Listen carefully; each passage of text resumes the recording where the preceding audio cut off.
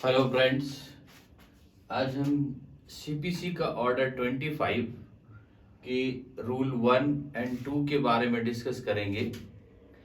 Order 25 खर्चों के लिए प्रतिभूति के बारे में बात करता है।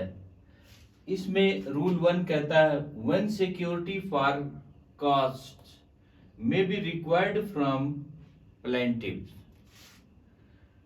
वादी से खर्चों के लिए प्रतिभूति कब अपेक्षित की जा सकती है।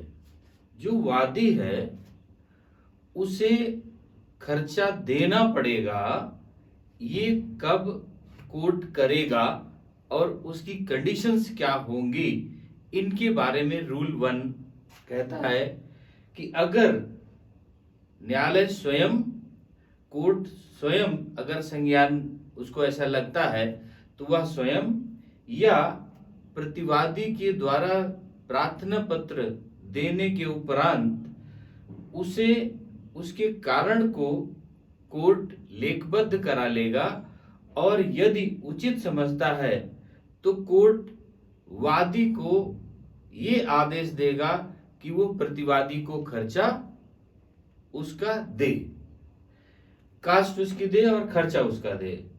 और ये उन सब वादों में, वो सारे वादों में ये खर्चा वादी को, प्रतिवादी को दे होगा जो भारत के बाहर रहते हैं, जो भारत के बाहर रहते हैं और वादग्रस्त संपत्ति के अलावा, वादग्रस्त संपत्ति के अलावा उनकी कोई स्थायी भूमि यहाँ पर नहीं है, ऐसे को खर्चा देना ही पड़ेगा। इसका रूल 2 कहता है effect of failure to furnish security. Rule 2 इसका कहता है कि प्रतिभूति देने में असफल रहने का प्रभाव। कोई वादी प्रतिवादी को प्रतिभूति नहीं देता है, खर्चा जो कोर्ट ने निर्धारित किया वो खर्चा नहीं देता है, अगर नियत समय के भीतर वादी प्रतिवादी को प्रतिभूति नहीं देता है तो न्यायालय वाद को खारिज करने वाला आदेश कर सकता है। पहले चेतावनी का आदेश दे सकता है कि इस तिथि तक यदि नहीं जमा करता है तो उसका वाद खारिज कर दिया जाएगा, और अगर वह तिथि आ जाती है और वह ऐसा नहीं करता है, प्रतिभूति नहीं जमा करता है, तो उसका वाद खारिज कर दिया जाएगा। और ये जब तक वादी उसे वापस लेने के लिए आज्ञा नहीं करता है तब तक उसे खारिज रह जाएगा। अब जब वादी वापस लेने के लिए, मतलब कि प्रतिभूति जमा करने के लिए तैयार है और वादी को फिर से वाद को रिस्टोर करने का, वाद को चालू करने का प्रार्थना पत्र देता है, वहां पर कोर्ट यदि उचित कारण समझता है कि उसने वास्तव में सही कारण से प्रार्थना पत्र दिया है और यह पहले भी प्रतिभूति जमा करना चाहता है, उसने जानबूझ करके उस डेट तक प्रतिभूति नहीं जमा की, ऐसा नहीं है।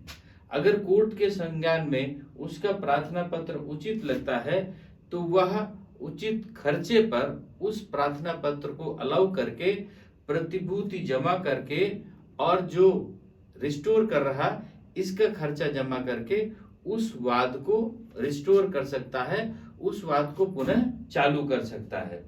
लेकिन वाद चालू करने के लिए जब वादी खारिज होने के बाद, वाद खारिज होने के बाद जब वादी कोर्ट को प्रार्थना पत्र देगा तो उस प्रार्थना पत्र पर विपक्षी को, अपोजिट पार्टी को नोटिस जारी होगी, और जब वह नोटिस उसको तामील हो जाएगी, पर्याप्त तामीला हो जाएगा, उसके बाद ही वो वाद को रिस्टोर कर सकता है, उसके बाद ही वाद को वो पुनः चालू कर सकता है।